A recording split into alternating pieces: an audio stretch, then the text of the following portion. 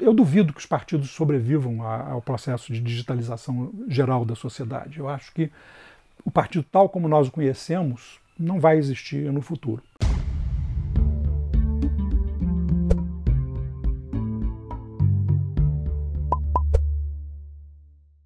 Eu estou aqui com o cientista político Sérgio Abrantes, que vai conversar conosco sobre as suas novas ideias relatadas no seu mais recente livro, A Era do Imprevisto, e as suas impressões sobre a realidade cambiante atual no mundo e no Brasil também.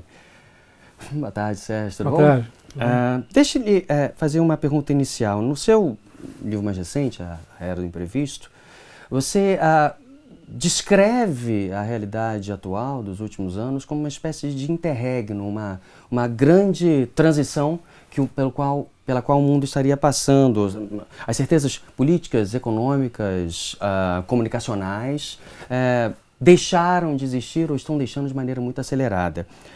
Eu queria que você dissesse para a gente quais são as principais características de um momento de grande transição como esse que vivemos. Eu acho que tem uma característica geral, fundamental, que é a seguinte: ela é uma transição profunda, radical e absoluta. Quer dizer, é o fim do mundo tal como nós o conhecemos, né? A partir daí, tem alguns componentes que fazem com que esse mundo que nós conhecemos esteja se esvaindo, perdendo sentido, parando de funcionar, e um novo mundo vai se formando que nós ainda não sabemos qual é e não conseguimos ainda divisar as suas características fundamentais. Uma mudança tecnológica muito vertiginosa, muito rápida, com a digitalização da sociedade, isso acompanhado com o processo, acompanhando e viabilizando o processo de globalização econômica, social, política, cultural, etc., né? Transformações na sociedade, na economia, que produzem um sentimento de crise, eu diria, porque, na verdade, essas mudanças societárias muito radicais, elas começam fazendo com que muitas coisas não funcionem mais e poucas coisas funcionem bem. Até que você vire para o lado de lá, onde muitas coisas funcionam bem e poucas funcionam mal, né? Então, e uma mudança, pela primeira vez, nós enfrentamos talvez, pela primeira vez em muitos séculos, nós enfrentamos uma mudança que nós causamos, mas sobre a qual nós não temos controle, que é a mudança climática. A mudança climática e a mudança na biodiversidade. Quer dizer, então, uma mudança científica e tecnológica vertiginosa, que muda e destrói paradigmas, modelos, convicções, etc. Transformações na sociedade que fazem com que ela vá numa direção em que as ferramentas tradicionais não funcionam mais. E esse enfrentamento com a natureza, né, com as forças da natureza, uma extinção enorme de espécies e a mudança climática, fazem com que nós estejamos vivendo de fato isso, quer dizer, uma transição, uma travessia entre o mundo que nós conhecemos e o mundo que nós ainda vamos conhecer. Isso, e normalmente nesses momentos de grande transição, ou seja, com a perda de critérios para avaliar se o que estamos fazendo é correto ou errado, normalmente são períodos de crise. Vamos tentar destrinchar algumas dessas crises que você identifica, no que você vem pensando e que está no seu livro. Por exemplo, a ideia da crise da representatividade política. Você considera que essa ideia da democracia representativa se esgotou ou está se esgotando nesse momento? A ideia de você participar ativamente através de partidos políticos? Olha, eu acho que, eu costumo dizer o seguinte: a ideia da representação analógica, né, está se esgotando, mas não necessariamente uma ideia digital de representação. O que significa isso? Significa o seguinte: durante todo o período da democracia, tal como nós a conhecemos, a democracia representativa, nós vivemos uma representação que se baseava no seguinte fato: as pessoas não podiam ser consultadas adequadamente a respeito das questões, então se fazia uma eleição e nessa eleição as pessoas escolhiam algumas, poucas, para representá-las no processo decisório, né? E agora, por outro lado, quer dizer, além disso, as pessoas não tinham informação suficiente, não tinham informação em tempo real, então, na verdade, na campanha política, elas eram informadas das questões e aí elas se identificavam ali, as questões que interessavam a elas, etc. e tal. Nós hoje vivemos uma sociedade na qual as pessoas têm informação em tempo real, elas sabem como é que as coisas acontecem, por que que acontecem, ou pelo menos faz uma ideia própria sua de como por que que as coisas acontecem, e elas têm opinião. E elas trocam essa opinião o tempo todo em rede, né, na sociedade digital. Então a sociedade foi se digitalizando e a política continua analógica.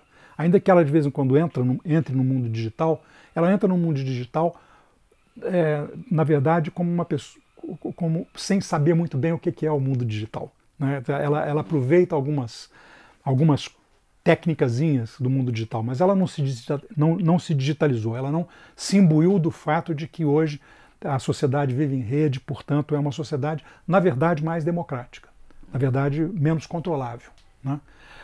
O partido era uma forma de organizar essas ideias analógicas em blocos, né, e plataformas que permitiam às pessoas identificarem com mais rapidez aqueles que pensavam como elas. Né? Eu duvido que os partidos sobrevivam ao processo de digitalização geral da sociedade. Eu acho que o partido tal como nós o conhecemos não vai existir no futuro. O que será colocado no lugar, eu não sei.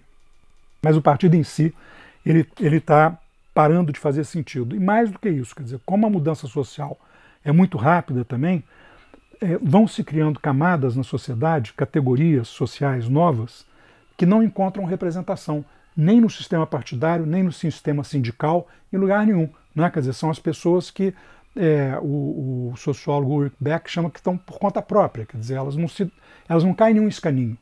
Elas não têm carteira assinada no Brasil, não tem contrato de trabalho fixo nos outros países onde não tem carteira de trabalho, elas não contribuem para sindicato e elas não se sentem representadas pelos partidos, porque os partidos não falam a respeito da vida delas, falam a respeito da vida das categorias convencionais da sociedade. Talvez fosse um segundo aspecto dessa crise política, a gente está falando, talvez o esgotamento da ideia de representação através de facções políticas organizadas, dos partidos políticos. Mas talvez as próprias categorias políticas que chegaram até aqui estejam deixando de fazer sentido. A forma mais bruta de falar seria o espectro direita-esquerda. Isso está deixando de fazer sentido também? Um segundo aspecto da crise? Com certeza, mas, embora com desigualdade. Porque no caso da, digamos, direita, ou dos conservadores, ou liberais, etc., há um conjunto de ideias que se adaptou melhor a essas transformações. Né? Então, o que se chama, por exemplo, neoliberalismo. Dá soluções a crises fiscais do Estado, etc., que, embora tenham um custo social, com a ideia da austeridade, etc., funcionam. Quer dizer, se você aplicar um regime de austeridade fiscal, você consegue equilibrar as contas, consegue financiar o Estado e a economia, e ela cresce. Mas você aumenta a desigualdade, aumenta o custo social. A chamada esquerda, ela não conseguiu atualizar o seu pensamento. Então ela continua pensando com relação às categorias convencionais. Né? Dou um exemplo claro. A esquerda mais de matriz marxista, ela continua a achar que ela representa que a classe fundamental popular é o operariado industrial. O operariado industrial está desaparecendo. Ele hoje é uma minoria na categoria dos trabalhadores. E a indústria manufatureira, ela cada vez representa menos da economia, porque nós estamos entrando numa economia do conhecimento, uma economia criativa que é completamente diferente, ela tem categorias completamente diferentes. Então não faz sentido você pensar a política dos setores populares a partir de uma categoria que é muito específica de uma determinada era do capitalismo que está acabando. Né? Então, de fato, é isso. Quer dizer, o novo pensamento... O que é ser progressista hoje? Eu acho que ser progressista hoje é pensar nessas categorias que não estão representadas, que estão desprotegidas, sobretudo as mais pobres, as menos... Né? Porque não tem rede de proteção social para elas, não tem assistência médica, seguro-saúde, não tem previdência, elas não têm nada, elas estão por conta própria mesmo. E aí é como diz o Beck, a sua vida é seu risco, quer dizer, você se vira. E evidentemente que essa é uma sociedade meio selvagem demais para ser tolerada. Para mim, a minha esquerda, que eu postulo no meu livro, é uma esquerda que se volta para essas novas categorias e tenta buscar formas compatíveis de proteger os setores desprotegidos da sociedade, levando em consideração as limitações naturais desse processo de globalização financiarizada, quer dizer, por exemplo, a responsabilidade fiscal. Está claro que não é possível chegar com um governo de esquerda e gastar tudo que precisa para gastar. Não, tem que fazer prioridades, tem que saber redistribuir o orçamento dentro de um orçamento equilibrado, porque senão ele produz, de fato, uma crise que será corrigida com a austeridade neoliberal. E que afetará proporcionalmente mais os mais vulneráveis também. Com certeza. Essa crise baixa. Uma outra pergunta tocada por você é exatamente nos aspectos socioeconômicos da crise.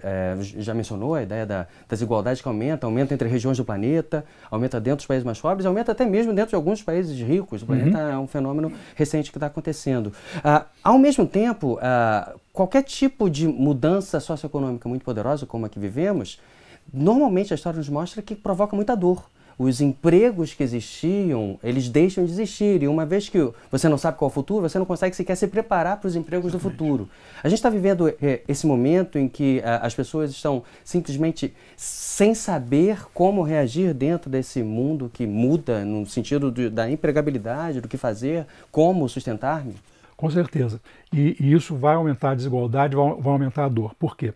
Porque esse processo de transformação ele claramente destrói empregos. Destrói empregos e destrói atividades. Né? Destrói atividades tanto, digamos, profissionais, né, que pessoas possam se empregar para executar, quanto modelos de negócio. A gente está vendo isso na indústria do cinema, na indústria da música, né, no jornalismo. Quer dizer, os modelos de negócio tradicionais não estão dando mais certo porque o mundo está mudando completamente. Essa mudança é muito radical. Como é que está respondendo a isso nesse momento? Nesse momento está se respondendo a isso de uma forma que é compatível com essa ideia de que nós agora estamos por nossa própria conta.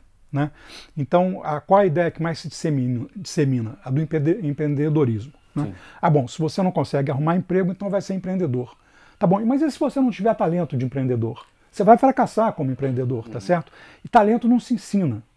Né? Você pode ensinar, o cara pode ser um empreendedor medíocre, porque ele aprendeu a ser. Mas um bom empreendedor é alguém que tem talento para isso. E uma das questões fundamentais do conceito de igualdade social é exatamente esse, quer dizer, você tem que criar oportunidades iguais para que as pessoas possam realizar diferencialmente as suas aptidões e os seus desejos e as suas capacidades. Né? Então, evidentemente que nenhuma sociedade é homogênea. Ela pode ter igualdade de condições para a autorrealização. Agora, a autorrealização vai se dar de forma diferenciada. Então, a desigualdade não preclude, não impede e não evita, nem se confronta com a diversidade. Né? O que nós vamos ter ao longo desse processo? Ao longo desse processo nós vamos ter uma mudança radical na estrutura empresarial, na estrutura do mercado de trabalho, e hoje é tamanha a perplexidade que se alguém me pergunta, mas vem cá, como é que nós vamos pagar o salário de todas as pessoas que vão precisar de trabalhar daqui a 40 anos? Eu não faço a menor ideia. Não faço a menor ideia de onde vai sair o dinheiro para pagar essas pessoas. Mas evidentemente que se nós não estamos falando que a sociedade vai acabar, alguma forma vai se encontrar de fazer com que o valor econômico circule na economia. Outra crise de perspectivas e já os seus efeitos, mas são os efeitos já sentidos claramente pelas mudanças climáticas que têm acontecido. Eu acho que se pode identificar, principalmente entre os mais jovens, e principalmente talvez nos países mais ricos, uma consciência ambiental que não existia nas gerações anteriores. Simultaneamente, também é claramente perceptível as reações que vêm desde a indústria e até grupos políticos, até mesmo de um presidente dos Estados Unidos que considera que o aquecimento global é uma fraude. Essa é outra crise do nosso tempo? Essa é uma crise importante, né? Nós estamos enfrentando alguma coisa que nós não conhecemos e pior do que isso, quer dizer, nós somos convocados a enfrentar um problema que os próprios cientistas dizem que não tem certeza a respeito dele. E que é uma mudança radical, novamente, na maneira pela qual a sociedade encara a ciência. Né? Ao longo do iluminismo, e sobretudo no século XX, nós nos acostumamos a olhar a ciência como uma coisa exata. Né? O cientista, sobretudo o físico, ele sabe do que ele está falando. E as coisas Cientista que político também gosta. gosta, durante muito tempo. Mas isso é uma certa arrogância insustentável. Mas o físico costumava fazer previsões que você sabia que dava certo e você aprendia que essas previsões davam certo porque elas eram reprodutíveis em laboratório, etc. e tal, né?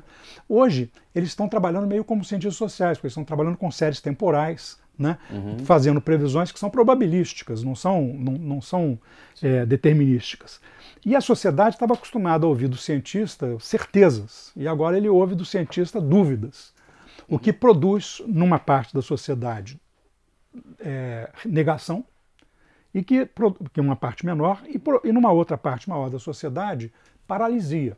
Né? Bom, se nem o cientista sabe o que fazer, que dirá eu, né? Agora, eu, por outro lado, não acredito em vontade política. Eu não acredito em vontade política nem para fazer as coisas, nem vontade política para impedir que as coisas aconteçam. Eu acredito que o movimento da sociedade, ele é um movimento que pode ser auxiliado por decisões políticas sensatas, mas ele se impõe. Né? E a gente está vendo isso nos Estados Unidos com Trump. Quer dizer, ele acha que é uma fraude a mudança climática, tomou decisões em sequência contra todas as proteções ambientais e de redução de emissões, etc. e tal do governo, e a sociedade americana continua se comportando cada vez melhor nesse campo, né? Adotando frota elétrica, fazendo mudanças, os estados, as prefeituras. E aí vem a outra coisa, quer dizer, um dos aspectos fundamentais que eu acho dessa mudança que nós estamos vivendo é que ela está incrementando o poder de dois polos. Ela está aumentando o poder global, né? Quer dizer, com a globalização você tem cada vez mais instâncias de problemas que só podem ser resolvidos globalmente, porque são criados globalmente, né? Ou porque tem repercussões globais, como a mudança climática. Né? Se eu desmato na Amazônia, eu não estou causando um problema só em cima da Amazônia, eu estou causando no Brasil e no mundo inteiro. Quer dizer, então é um problema global. E ele também aumenta o poder local. Né? O que ele está esmagando, esse processo de globalização digital, é o Estado Nacional. É o nacional. O nacional é que está ficando complicado. É o meio. É o meio. Não é nem o grande nem o pequeno. Nem o pequeno. O pequeno, ao contrário. Quer dizer, as cidades estão fazendo esforço para se tornarem cada vez mais inteligentes, cada vez mais autossuficientes, cada vez mais democráticas. E esse é o caminho da democracia do futuro mesmo. É uma democracia que começa na cidade e que se realiza em grande medida na cidade. E que deixa muito pouco para ser resolvido no plano nacional e o resto que tem que ser resolvido no plano global, num regime muito mais cosmopolita, com muito menos interferência das idiosincrasias e da competição nacional. Outro aspecto muito interessante, um dos que você mais tem demonstrado preocupação recentemente, Sérgio, é essa crise gerada pela digitalização das relações humanas. Eu arriscaria dizer que talvez essa fosse uma dúvida ainda mais poderosa pelo simples fato que nos outros aspectos, o político, o econômico, talvez até mesmo o ambiental, com certas limitações, pelo fato de que nas outras crises há exemplos históricos assemelhados. Na digitalização, tudo bem, o telégrafo acelerou muita coisa, mas é diferente da possibilidade das comunicações como existem hoje em dia. Talvez não haja exemplos históricos que nos guiem para tentar, talvez a resposta esteja por aqui. Você concorda? Eu concordo, porque em cada momento você tinha uma estrutura da sociedade em que o tempo histórico era dado pelas condições técnicas, né? E de informação e de comunicação da sociedade. Então, agora, como nós temos condições técnicas de aceleração da história, essa aceleração ela só é compatível com uma comunicação digital em tempo real.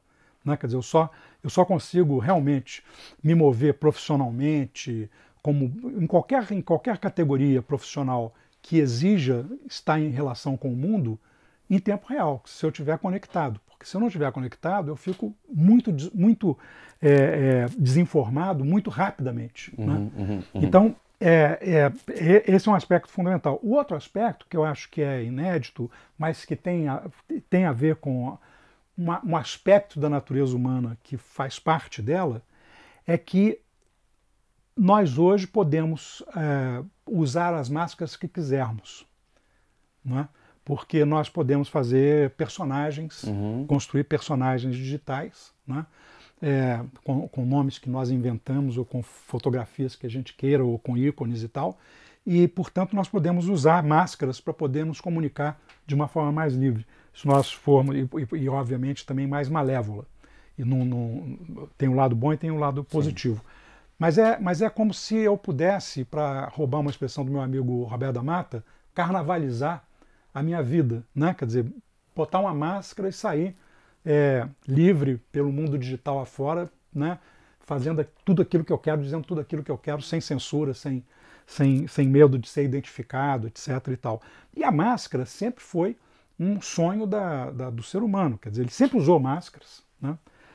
Mais ostensivamente no carnaval, no Halloween, nos bailes de máscara, etc. e tal, e menos ostensivamente nesse jogo que tem entre o eu social e o eu íntimo, em que eu sou aquilo que eu quero que você me veja ser, não aquilo que eu sou de fato, etc. Né? E eu vou fazendo várias personagens de acordo com o grau de intimidade que eu quero ter em relação com as pessoas, etc. O mundo digital permite você fazer isso com muita liberdade e produz um fenômeno que está hoje sobrelevando, as pessoas pensam mais nele do que no aspecto positivo, que é a linguagem do ódio, a milícia de difamação, o uso de robôs, né, de bots, essas coisas que... A ideia de fake news. Fake news, né? Tudo isso faz parte dessa liberdade nova que precisa de ser aprendida, a como usar, e as pessoas aprenderem como é que o outro está usando a sua liberdade, né? E criar os mecanismos de defesa, de contraposição, de filtragem e tal. E tem vários personagens por aí que estão tentando fazer esse papel, os curadores, né? As agências que ficam checando as fake news, etc., que ajudam as pessoas nessa questão. Talvez as próprias perspectivas das pessoas, talvez as novas gerações, que já nascem com ela, já tenham uma perspectiva diferente das pessoas de gerações mais antigas. Já não tem mesmo expectativa de veracidade no outro. Eu já vi adolescente entrando em rede e olhando lá a rede deles lá, e de repente uma vira e diz assim, não, esse aí é fake. E, sabe, descarta imediatamente. Eles já sabem até identificar. E, evidentemente, é natural que no futuro a gente tire isso do cenário principal, né? E aprenda a usar as máscaras da mesma forma que a gente usa na vida comum e que faz parte, de fato, do sistema de defesa natural das pessoas e de socialização. Mas, nesse momento, há uma exacerbação, como há em tudo, não é? Quer dizer, nós não falamos que a mudança social e econômica gera crise?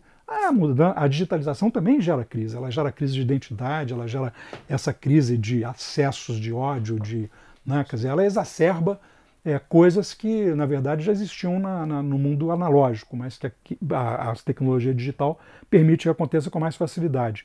Mas a vida em rede, ela será a vida que nós quisermos que ela seja.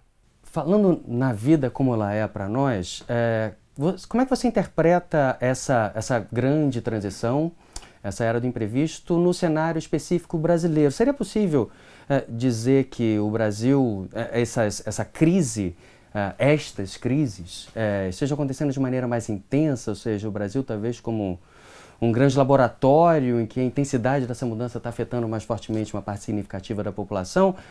O desagradável seria, porque tendo um grande laboratório, nós seríamos as cobaias dessa experiência? Eu acho que o Brasil experimenta essa transição de uma forma muito singular, porque nós ficamos atrasados em muitas coisas, né? A conexão digital no Brasil é muito cara. Portanto, a digitalização ela é muito desigual também no Brasil, é mais desigual do que em muitos outros lugares do mundo similares ao nosso. Então nós entramos nessa transição carregando um passivo, mas que é um passivo do qual nós podemos nos descartar com relativa facilidade se quisermos, porque é o que eu chamo da vantagem do atraso. Quer dizer, você não precisar de repetir todos os passos da modernização ou de se tornar contemporâneo que os outros passaram. Você já sabe o que tem na frente, né? Nós não precisamos, por exemplo, de ficar melhorando a eficiência dos nossos motores a combustão. Nós podemos partir direto para o carro elétrico. Tem muito menos barreira à entrada e tal, né, para o veículo elétrico. Então, quer dizer, esses saltos eles são possíveis.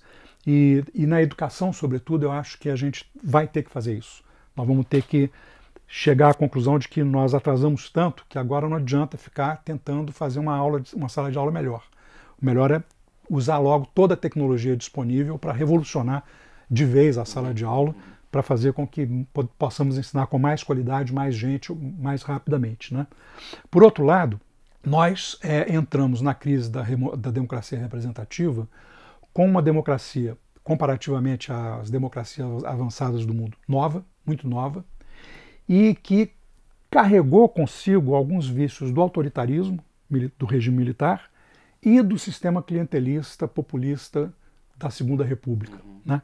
Então a nossa Terceira República ela ainda tem entulho autoritário e tem um entulho clientelista que fica difícil da gente se safar dele. Né?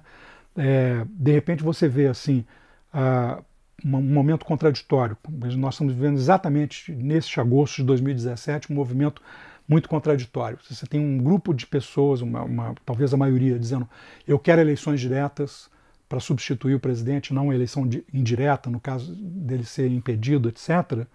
E fizemos uma eleição direta para substituir um governador no Amazonas, que foi impedido pelo Tribunal Eleitoral, e estão disputando o segundo turno no Amazonas 2 representantes da velha oligarquia corrupta do Brasil.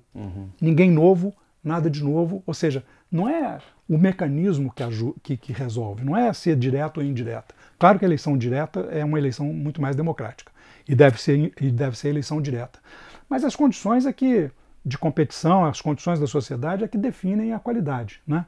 Então nós vamos entrar nessa crise da democracia representativa com uma democracia de pior qualidade do que deveríamos ter já nesse momento no Brasil. Com uma democracia que entrou em retrocesso. Ela se tornou mais corrupta do que era, ela se tornou mais clientelista do que ela, se nós compararmos só o início para o momento, quer dizer, nesses 30 anos de Terceira República, ela começou melhor do que está nesse momento. Então, ela precisa, de fato, de ser revista de forma um pouco mais radical. Um dos mecanismos de leitura que é muito presente nessa nova república foi o que você mesmo criou com a expressão presidencialismo de coalizão há 30 anos, em 1988, junto com a promulgação da Constituição, você criou essa forma de interpretar as relações políticas brasileiras. Eu fiquei sabendo também que tem um cientista político muito crítico em relação a esse modelo. Sérgio Abrantes, você também, que inclusive está escrevendo agora um livro sobre o presidencialismo de coalizão, revendo aquilo que você imaginou na época.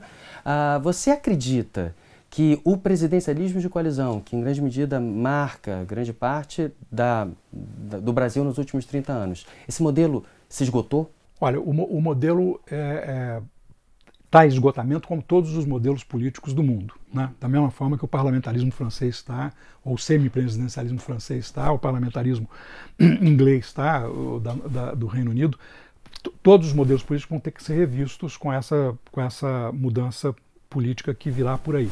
Mas, no caso específico do presidencialismo de coalizão, houve muito rapidamente no Brasil uma confusão entre o modelo em si, que é uma questão puramente circunscrita ao fato de que, como o presidente não consegue eleger a maioria no Congresso com seu partido, ele tem que fazer uma aliança para governar, portanto ele tem que governar em coalizão. Isso diferencia o presidencialismo brasileiro do presidencialismo americano, em que o presidente sequer precisa de ter maioria para governar. Aqui, um presidente sem maioria não governa, ele acaba sofrendo impeachment ou numa crise que acaba terminando com o mandato dele de alguma forma. Né? Tem sido assim ao longo da nossa história, tem sido assim na Terceira República também. Então, parece que é mais ou menos a regra. Mas com a maneira de fazer a coalizão, Sim. com a maneira de administrar a coalizão, né, que é clientelista, que se tornou cada vez mais corrupta no Brasil, mais corrompida. Portanto, eu acho que essa prática já se exauriu. Né? Quer dizer, o Brasil não suportaria mais um petrolão no próximo governo pós-2018. Tenho a impressão que isso nos levaria a uma crise gravíssima. Então, quer dizer, a prática vai ter que mudar. Nós não mudamos prática simplesmente mudando regra. Nós mudamos prática mudando comportamento. E para mudar comportamento, nós temos que fazer com que os políticos façam coisas que eles não estão fazendo. Então, o que eles não estão fazendo? Eles não estão se expondo à sociedade, por exemplo. Quem ganha a campanha é marqueteiro, né? O candidato não fala, não faz isso que nós estamos fazendo aqui. Não conversa livremente diante das câmeras, sem teleprompter e sem ter alguém que tenha te dado um script para dizer o que você pode, o que você não pode dizer. Né? Portanto, ele não se expõe. Ele não gagueja. Ele não, né? Porque se ele gagueja, corta e grava de novo. Então ele é um boneco perfeito que não é aquilo que depois o povo vai ver no exercício da presidência ou no exercício do mandato no Congresso. Então, nós temos que tirar esse candidato dessa redoma, né, desse mundo, dessa zona de conforto em que o marketing criou para ele e trazer ele para a rua, né, para ele se expor diretamente à população. Então nós precisamos de reduzir tempo de televisão, precisamos de reduzir dinheiro de campanha de televisão, precisamos reduzir o financiamento. Eu acho que o partido político não tem que ser financiado pelo público, pelo Estado. O partido político tem que ser financiado pelos seus militantes. Né? Se você consegue se financiar, você consegue se eleger. Se você não consegue se financiar, você não consegue se eleger. Eu acho que é uma regra razoável, tá certo? Quer dizer, né? O militante, o público de futebol não paga a entrada para ver o clube jogar, então é isso, quer dizer, o eleitor tem que pagar para o partido fazer a campanha, se ele acreditar no partido. Uma vez que você torna as campanhas como as europeias, como que as são europeias. muito mais baratas. Exatamente. Não tem vídeos épicos. Claro, e nós adotamos o modelo americano com vícios próprios nossos, que vem, aí sim é um entulho autoritário, né? Os militares tentaram comprar a elite política dando tempo de televisão gratuito, que não é gratuito, é a gente que paga, claro, né? E criando aquela coisa da foto 4x4 do deputado lá, do candidato a deputado com um número.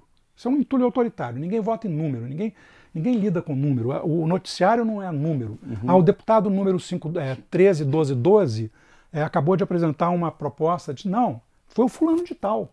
Então você tem que votar em fulano de tal, e não no 1212 ou 1313, ou o diabo que seja, né? A campanha tem que ir para a rua, e com isso o eleitor ele passa a ter memória, porque aí ele diz, não, o candidato esteve lá em casa. Sim. E a gente conversou, eu mostrei para ele a minha rua, a comunidade onde eu vivo, etc. e tal. Ele esteve lá na minha escola, ele esteve no hospital, né? Eu estava lá no hospital tentando consulta, mostrei para ele como é que a coisa não funciona. Tem que ser assim, né? A campanha tem que ser assim. E por outro lado, nós temos uma situação artificial no Brasil, que é o federalismo. Nós somos um sistema federativo, mas que na verdade só tem dinheiro e só manda a União. Né? Então, quando a gente tem uma crise fiscal como a gente está vivendo agora no ano de 2017, o que acontece? O presidente da República, mesmo sem ter orçamento, ele tem mais poder do que qualquer prefeito, governador, deputado e senador do Brasil, do país inteiro. Então ele consegue, com esse poder que ele tem, de dar alguma migalha aqui, liberar uma emenda ali, financiar um hospitalzinho ali ou fazer uma ambulância funcionar, ele tem capacidade de conseguir o que ele quer do Congresso, porque o congressista precisa de qualquer forma, o prefeito precisa de atender a população. Né? Então isso dá um poder artificial ao presidente. Então, para a democracia brasileira funcionar, é preciso que a gente descentralize o nosso federalismo, e esse é outro entulho autoritário. Transferir tudo para a tecnoburocracia de Brasília, porque ninguém confiava, né, os militares não confiavam na possibilidade dos prefeitos poderem fazer as coisas que faziam, porque tinha prefeito que era subversivo, era contra o regime, etc. e tal. Então, nós precisamos de rever uma parte importante do modelo do presidencialismo de coalizão também, para que a prática se altere. Para a prática se alterar, você tem que alterar o comportamento. Então o prefeito passa a ter dinheiro. Então se ele rouba o meu dinheiro, e eu sei que o dinheiro está com ele, é diferente. Eu vou cobrar mais rapidamente. Muito tem se falado de várias reformas, a que nós acabamos conversando agora foi a reforma política, e você provavelmente percebeu que todos os aspectos dessas sugeridas reformas, pequenas reformas que você mencionou, nenhum deles está dentro do quadro de reformas políticas tais quais estão sendo apresentadas. Ou seja, as reformas políticas seriam mais produtivas caso a reforma fosse da prática, e não apenas uma reforma que viesse de cima para baixo, que talvez beneficiasse até os que já estão lá, claro, dependendo da reforma que fosse. O que nós chamamos de reforma política no Brasil, na verdade não significa nada mais, nada menos do que entregar o poder perpetuamente para os grandes partidos convencionais, que são os mais oligarquizados e corruptos do Brasil. Tá certo? Só para ficar claro, a gente tá, a possibilidade, mesmo que haja muitas pessoas que de boa fé fazem essas propostas, que, por exemplo, uma cláusula de barreira, ou mesmo talvez o fim das coalizões, prejudique uma pluralidade de visões representadas no Congresso. Claro, o fim das coalizões eu até sou a favor em qualquer circunstância, porque eu acho que carona é ruim, exceto na vida, na mobilidade urbana. Sim. Né? Carona na mobilidade urbana é bom, mas carona política é sempre ruim. Agora, o resto é isso, quer dizer, você criar cláusulas de barreira à entrada, o que você faz? Você privilegia os grandes partidos. Se os grandes partidos são o nosso problema, né, isso tem a ver com o fato de que a elite política brasileira, e nós todos fomos coniventes com isso, usou o caso do Collor como um álibi para evitar a entrada do chamado outsider, do de fora, né? Que passou a ser chamado o aventureiro. Né? Vem um aventureiro, entra e faz o que o Collor fez. Pronto, o Collor, primeiro, não era de fora. Né? O avô dele tinha sido ministro, o pai dele tinha sido senador, ele tinha sido governador por 2 mandatos. Quer dizer, mais de dentro não podia ser. Ele só não era integrante de um dos grandes partidos. Exatamente, mas ele era um oligarca de Alagoas, fazia parte de uma oligarquia de Alagoas.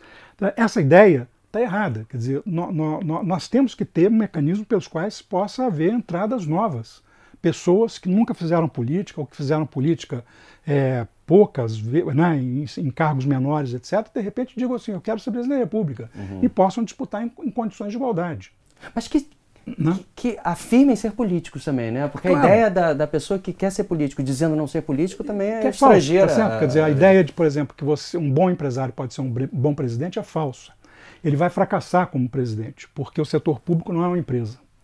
E se você adotar critérios empresariais do setor público, você paralisa o setor público, faz com que ele não funcione e produz uma crise que provavelmente desestabiliza o mandato desse presidente. Haja visto o presidente dos Estados Unidos. Haja visto o presidente dos Estados Unidos. O setor público, a presidência, a política é política, não é empresarial. Né? Você tem que ter, o critério tem que ter eficiência, mas o critério de eficiência é diferente. Né? É como no jornalismo. Imagina se no jornalismo chega um cara e diz assim, olha, você não pode publicar mais matérias do que você publica, produzir mais matérias do que você publica. Aí tudo bem, então cada repórter só pode escrever uma matéria. Aí as matérias que caírem vão ficar em branco no jornal, porque ninguém produziu sobra, tá certo? Quer dizer, bom, não é esse o critério de eficiência de um jornal, né? Quer dizer, é a mesma coisa no setor público e no setor político, quer dizer, a eficiência é diferente, né? Então, essa ideia não, tem que fazer política. Política, e é isso, é política de tempo integral. Sabe, na França, agora, que passou por esse processo que no Brasil seria impossível, um presidente sem partido que se elege e depois elege 70% da Câmara, né, do Parlamento, com novatos que nunca fizeram política. Aí tem lá vários parlamentares dizendo o seguinte, cara, eu não sabia que era isso. Eu não estou afim de fazer isso, porque se dá muito trabalho, eu passo o tempo todo aqui, não posso cuidar das minhas outras coisas. Então a minha vinícola lá está abandonada, entendeu? A minha padaria... Não, você quer ser padeiro, você é padeiro. Agora, você quer ser político, é uma atividade de tempo integral, né, exigente, que exige a profissionalização. Então tem que ser bem remunerada para não produzir corrupção, não em excesso, mas ela tem que ser compatível com a responsabilidade do cargo. E é uma atividade em si, né? Mas isso não implica em que alguém que não seja político não possa dizer o seguinte, eu quero ser político, estou na minha primeira eleição e quero ter condições de competição igual àqueles que já estão lá, porque eu quero participar da renovação. Né? Isso no Brasil nós estamos dizendo o seguinte, não pode.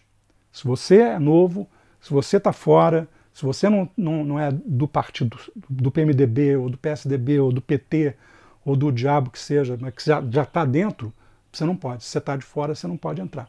Né? Sérgio, não queremos isso. Quero fazer uma última pergunta para vocês. A gente está na semana seguinte à votação no Congresso, na qual não foi aceita a denúncia contra o presidente Temer. E um dos fatos que chamou muita atenção foi a falta de gente na rua. A que você acredita essa, talvez, apatia da população em relação a alguma coisa que grande parte dos brasileiros estava, pelo menos segundo as pesquisas, não as pessoas na rua, mas as pesquisas, extremamente incomodada com a forma com a qual esse governo e esses parlamentares têm feito política recentemente? É curioso que você tenha me perguntado isso, porque eu escrevi um artigo chamado Silêncio da Rua, sobre exatamente isso, né? E eu acho que tem 2 aspectos aí. primeiro aspecto, eu acho que a gente pode dizer que há um processo de desalento político no Brasil. E em vários outros países, né? Um processo de desalento, como há aquela categoria na pesquisa de desemprego, do indivíduo que para de procurar emprego porque ele já recebeu tanto não que ele desanima, né?